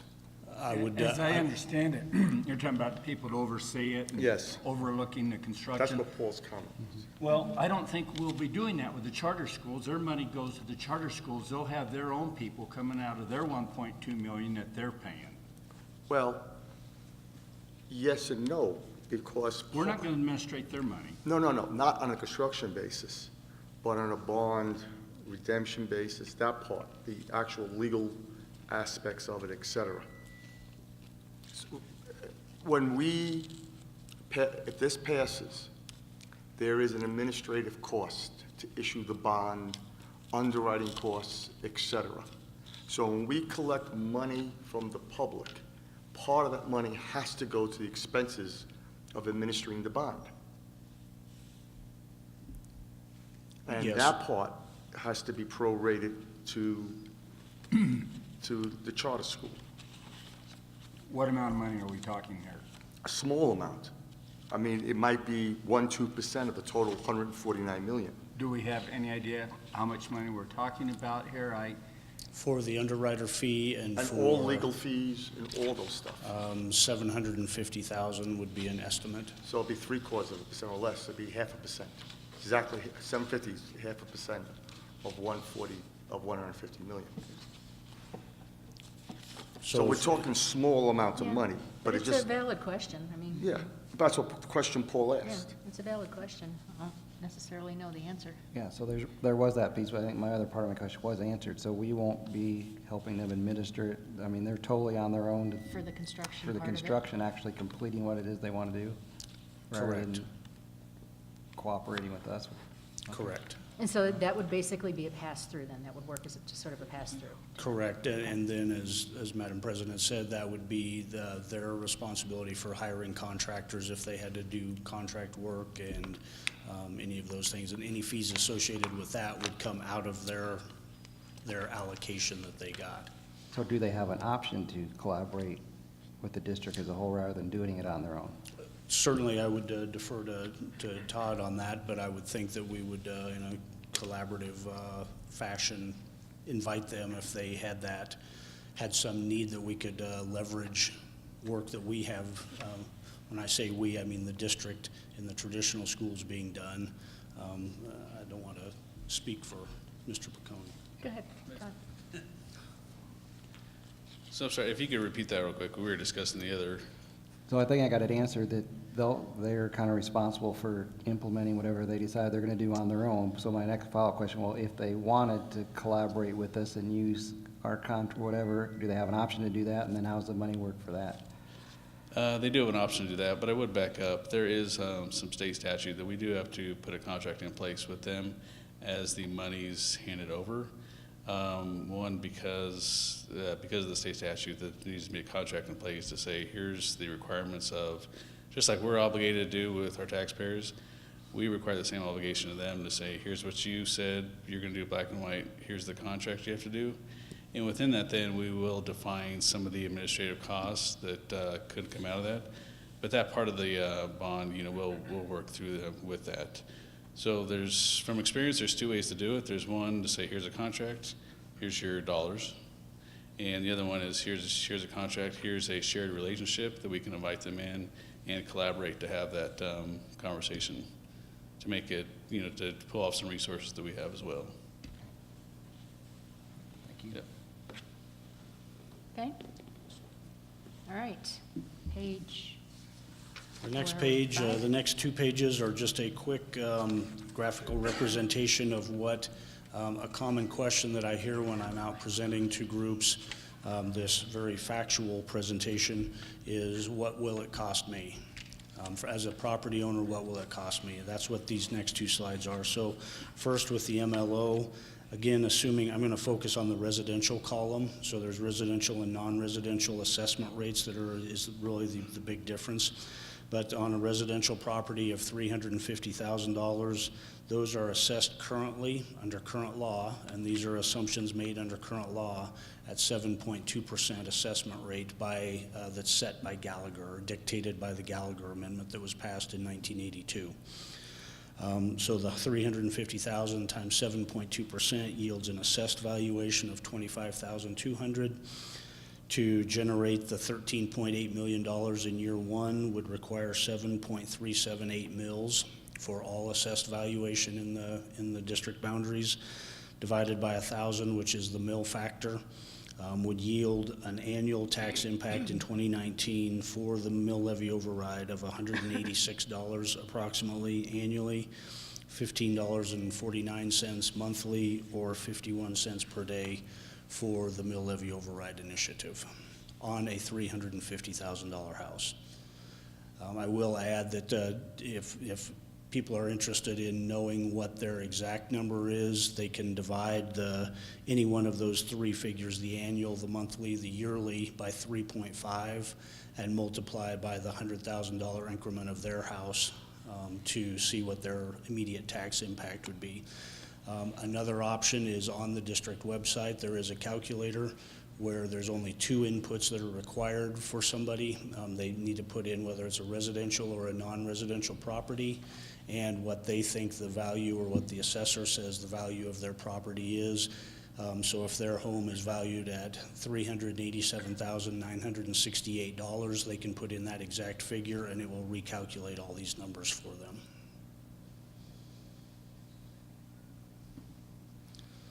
Moving on to the cost for the bond. The cost that has to be, or the revenue that has to be generated on an annual basis is for the debt service that the district would have for these bonds, principal and interest repayment over a 20-year period. That's the current debt structure that these numbers are based on. Same format, same math that's involved. The only difference here is on the estimated mill levy rate for that annual debt service would be 3.983 mills.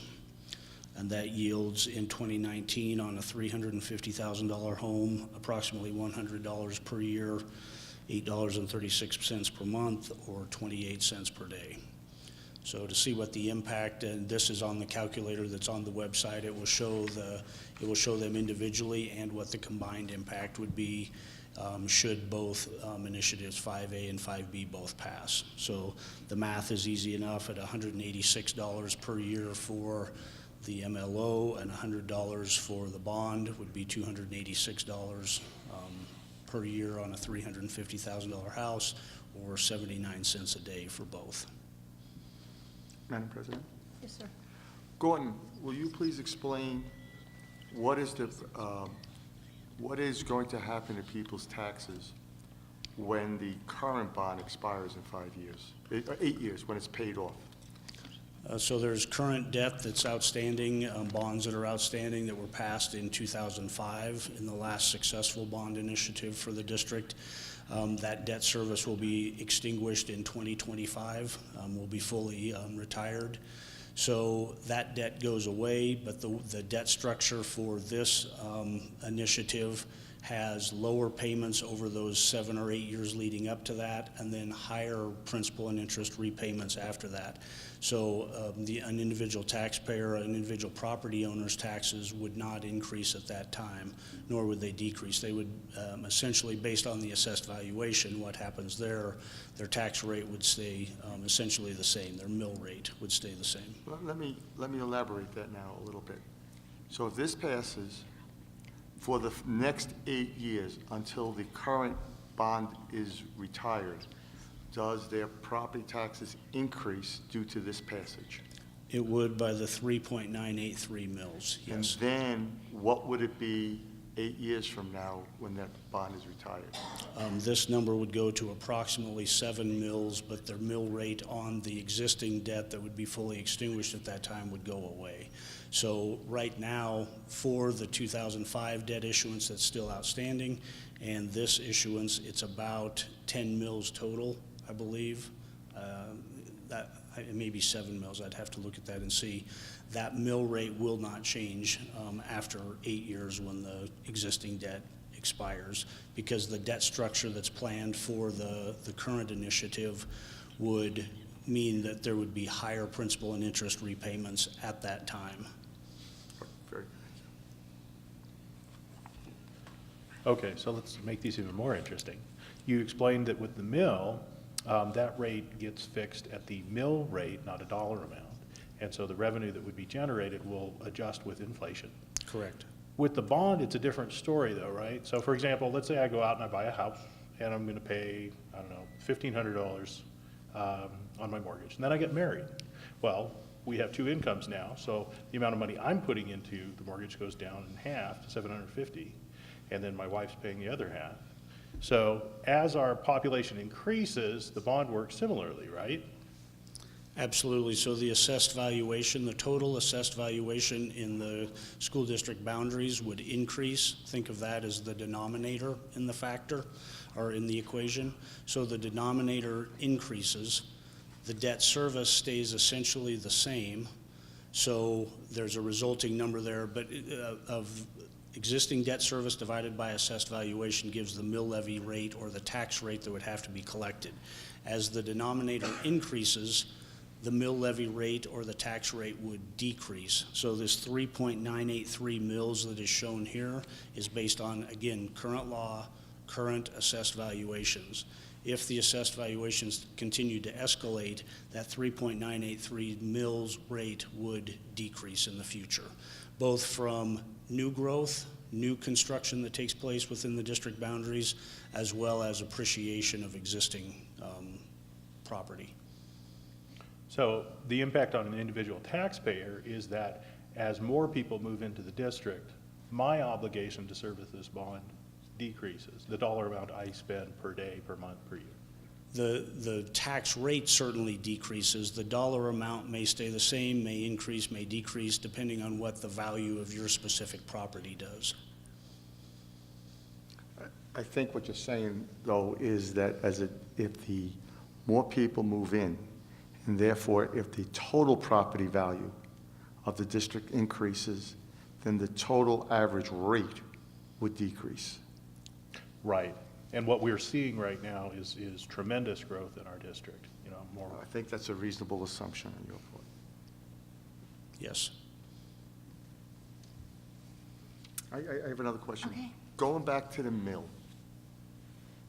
please verify that the School Finance Act, state law, it's such that if property values were to increase within the district because each individual house is worth more or more houses are built, the district gets no more money because whatever higher proportion of the School Finance Act is contributed by the local property tax, the state makes a reduction, keeping the size of the pie the same.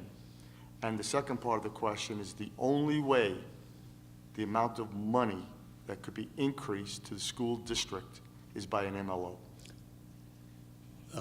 Without, you know, Pending any other changes in legislation Right. or allocation of additional dollars from the state in the school finance formula, yes, that is correct.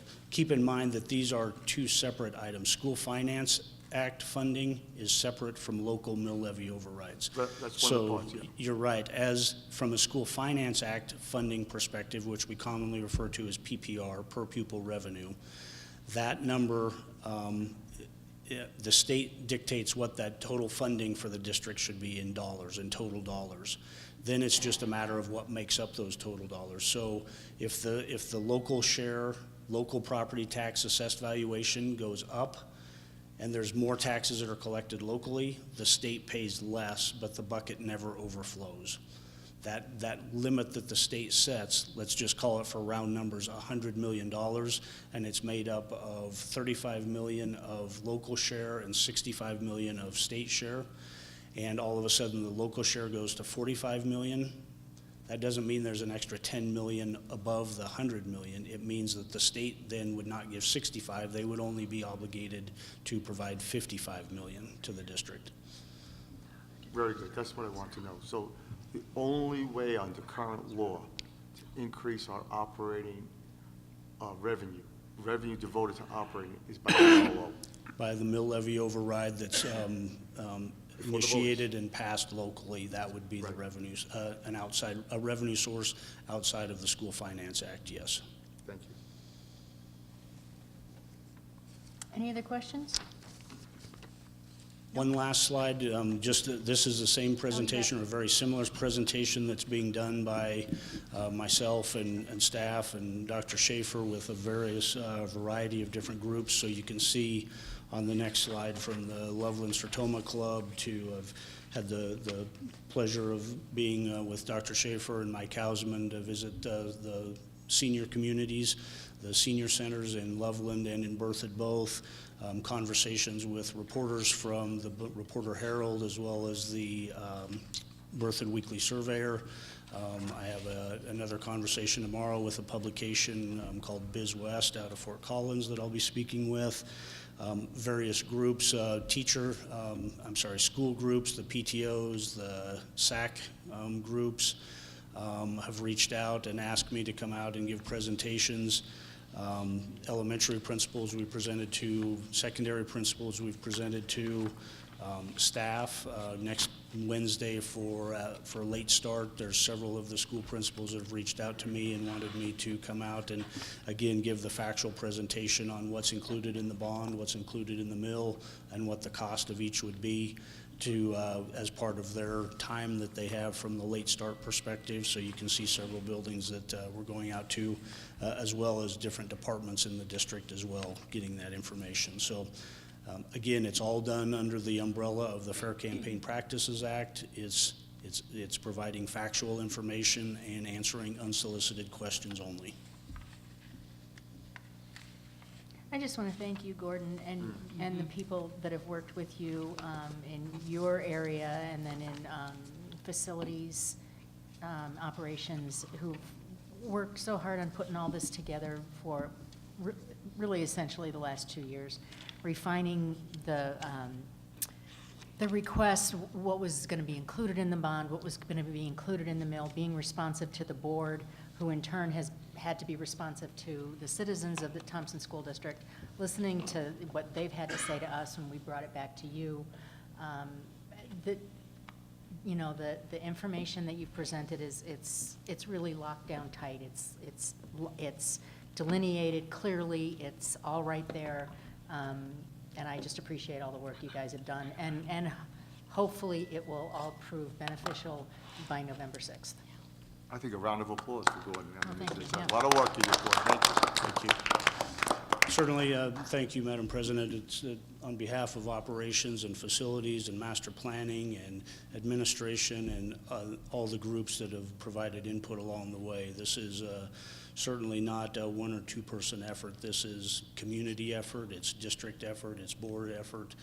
It's a widespread group of people of stakeholders that have contributed to the process along the way, so thank you. Well, and I know of my 5 years on the board, this is the most important thing that I've faced since we've been on the board. This is the most important issue, I think, that, that I've had to tackle. So thank you. Thanks. Anybody else? No? All right, looks like we have a couple of written reports. Partners, no, let me try that again. Families Partnering in Education, Family Pie, which is the early childhood report, and the monthly financial written report for September.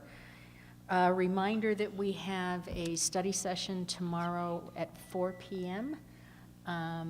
With Tom Jacobson from McPherson and Jacobson. Wendy, remind us what room we're in? We are in room 128. We are in room 128, which is which one? Which is the big one off the boardroom with the windows. Okay, so you guys know which one that is, the one at the end of the boardroom, not interior, right? Sort of A exterior. little like. What are we having for snack? We are having snacks, I don't know. Mm-hmm. There'll be. It's a surprise. There will be Surprise. M&Ms. And that meeting is scheduled to wrap up by 5:45. 5:45, because you have to be somewhere at 6 and I have to be somewhere at 6, so 5:45. And the somewheres we have to be is schools, actually, other schools, so we're not going out for ice cream.